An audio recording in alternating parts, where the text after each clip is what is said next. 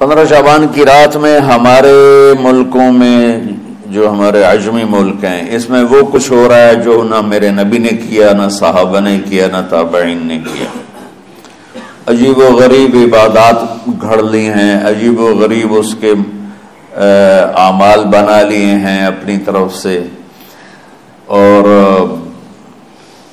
مسجدیں بھری ہوتی ہیں اور روشنیاں لگی ہوتی ہیں اور آتش بازی ہو رہی ہوتی ہے۔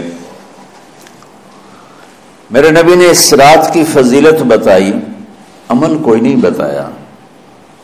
جیسے یہاں کوئی صلاۃ تسبیح کی جماعت کرا رہے ہوتے ہیں، کوئی اجتماعی تہجد پڑھ رہے ہوتے ہیں، کوئی دیگیں چڑھا رہے ہوتے ہیں، کوئی آتش بازی کر رہے ہوتے ہیں، تو وہ اس میں اتنا غلو ہو گیا ہے کہ یہ بھی ٹھیک نہیں۔ اور کچھ علماء نے اس کے رد میں اس کا اتنا انکار کیا ہے کہ اس رات کی کوئی فضیلت ہے ہی نہیں، یہ بھی ٹھیک نہیں۔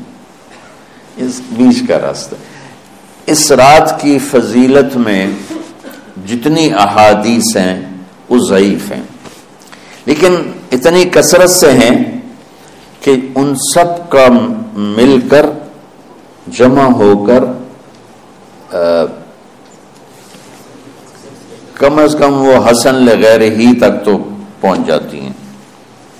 اور ابن عثیمین رحمۃ اللہ علیہ نے بھی یہ لکھا ہے کہ زیادہ سے زیادہ ان احادیث کے مجموعے سے، چونکہ اگرچہ ضعیف ہیں لیکن کافی زیادہ ہیں، تو وہ حسن لغیر ہی تک پہنچ جاتی ہیں۔ تو حسن لغیر ہی سے کوئی عمل ثابت نہیں ہوتا، عمل ثابت ہوتا ہے صحیح حدیث کے سے۔ ایک احادیث کی کثرت سے روایات اور ایک امت کا عمل، کہ امت کا بہت بڑا طبقہ صدیوں سے اس رات کا اہتمام کر رہا ہے، لیکن کچھ عرصہ پہلے تک اہتمام تھا دن میں روزہ رکھنا، رات کو کوئی نوافل پڑھ لینا، کوئی 2 چار زیادہ پڑھ لینا، لیکن اب یہ ڈھول تماشے جو اب شروع ہوا ہے اس کا تو کوئی وجود ہی کوئی نہیں ہے۔ تو اس رات کو اللہ تعالیٰ نے مبارک بنایا، اور حدیث پاک میں آتا ہے کہ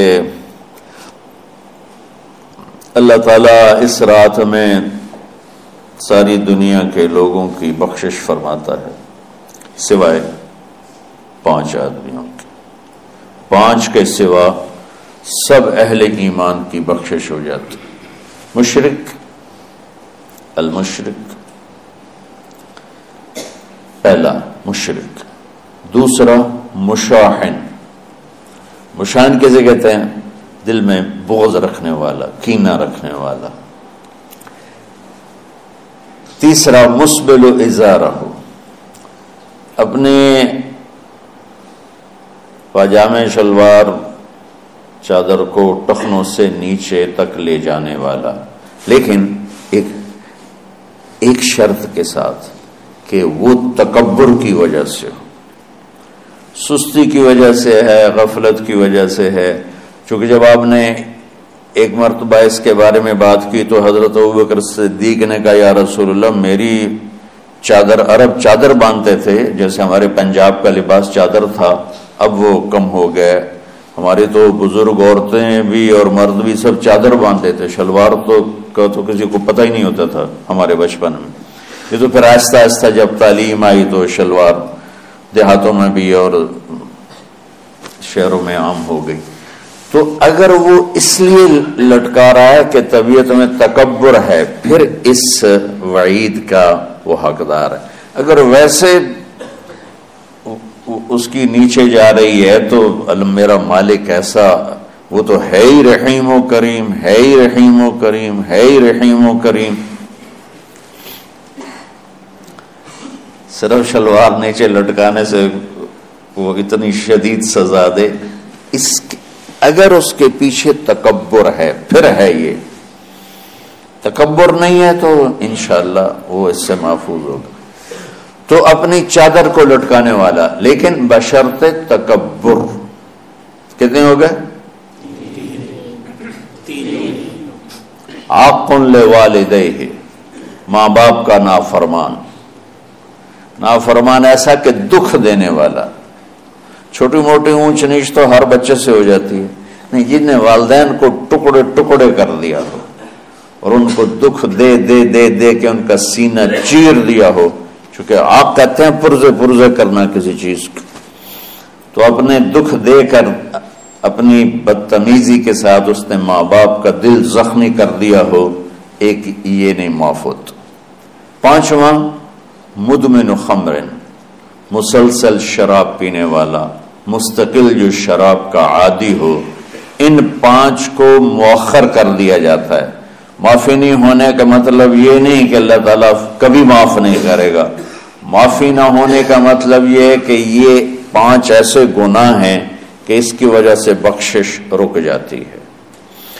اگر وہ شرک سے نکل آئے، وہ کینہ سے نکل آئے، وہ تکبر سے نکل آئے، وہ والدین کی نافرمانی سے نکل آئے، شراب چھوڑ دے، تو ان کی بھی بخشش ہو جاتی. جب کوئی توبہ کرے گا فوراً بخشش ہو جائے گی. نہ 15 شعبان کی ضرورت ہے، نہ لیلۃ القدر کی ضرورت ہے، نہ بیت اللہ جانے کے ساتھ توبہ کی شرط ہے. جہاں بھی وہ بیٹھ کے توبہ کرے گا، جس لمحے میں کرے گا، اسی وقت اس کی توبہ قبول ہوگی اور اللہ اس کے پچھلے سارے گناہوں کو معاف فرما دے گا.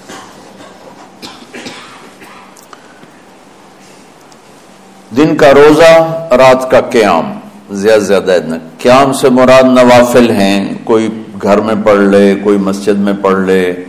نوافل، نفلی عبادات گھر میں ہی افضل ہوتی ہیں. میرے نبی سنتیں ہمیشہ گھر سے پڑھ کے آتے تھے. تہجد اپنے گھر میں پڑھتے تھے، مسجد میں نہیں پڑھتے تھے. سوائے اعتکاف کے آپ اپنے نوافل سنتیں سب گھر میں پڑھتے تھے اور مسجد میں صرف فرض آ کے ادا فرماتے تھے. اور اس کے بعد بیٹھنا ہوتا تھا تو بیٹھ جاتے تھے، اٹھنا ہوتا تھا تو اٹھ جاتے تھے. تو اعتدال اللہ کو ہر چیز میں پسند ہے. دنیا جو مختصر ہے اس میں کیسے پسند نہیں ہوگا؟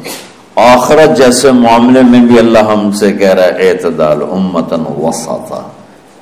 ایسے عیسائیوں کی طرح ترک دنیا بھی نہ کرو، یہودیوں کی طرح دنیا کے پیچھے نہ پڑ جاؤ.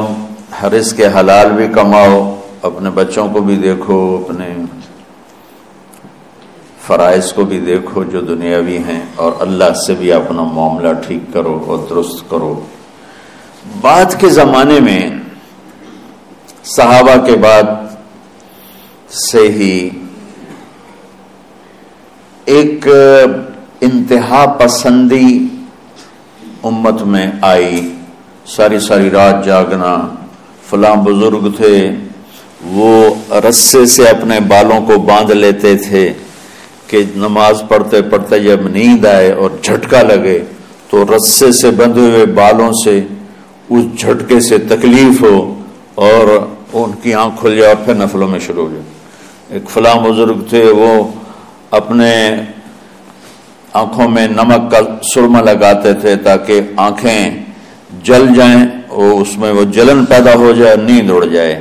یہ ایسے واقعات بھرے پڑے ہیں. فلاں بزرگ تھے، انہوں نے 30 سال عشاء کے وضو سے فجر کی نماز ادا کی.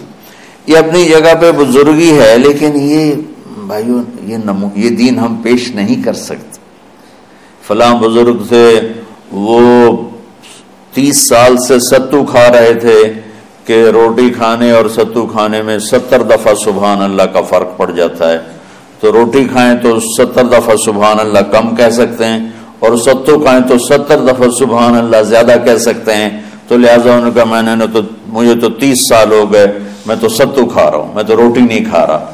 یہ دین نہیں ہے. یعنی یہ وہ دین نہیں جو ہم انسانیت کو پیش کر سکتے. یہ تو لوگوں کو دوڑانے والی بات، یہ راہبانیت کی شکل ہے. یہ وہ دین نہیں جو ہم لوگوں کو پیش کریں گے تو وہ کہیں گے واہ واہ واہ واہ کیا دین ہے بھائی، قبول کرو. یہ ایک قسم کا غلو آیا. میں ایک حدیث سناتا ہوں، بخاری شریف میں بھی ہے، مجھے اب ہر شے بھول گئی، لیکن وہ ہے نہی الغلو، اس طرح کر کے آپ لوگ زیادہ جانتے ہوں گے جو پڑھ رہے ہیں کہ غلو سے نہیں۔ حدیث آپ کو سب کو یاد ہوگی کہ 3 صحابہ آئے اللہ کے نبی کے گھر اور پوچھا کہ اللہ کے نبی رات کیسے گزارتے ہیں؟ تو گھر والوں نے کہا سوتے بھی ہیں، جاگتے بھی ہیں، کھاتے بھی ہیں۔ تو وہ تینوں آپس میں کہنے لگے وہ تو نبی ہیں، سوئیں بھی تو کوئی بات نہیں، اور شادی ہے کوئی بات نہیں، ہم تو نبی نہیں، ہمیں تو کچھ کرنا چاہیے۔ ایک نے کہا کہ میں ساری زندگی روزہ نہیں چھوڑوں گا، ایک نے کہا کہ میں ساری زندگی سوؤں گا نہیں، ایک نے کہا میں ساری زندگی شادی نہیں کروں گا۔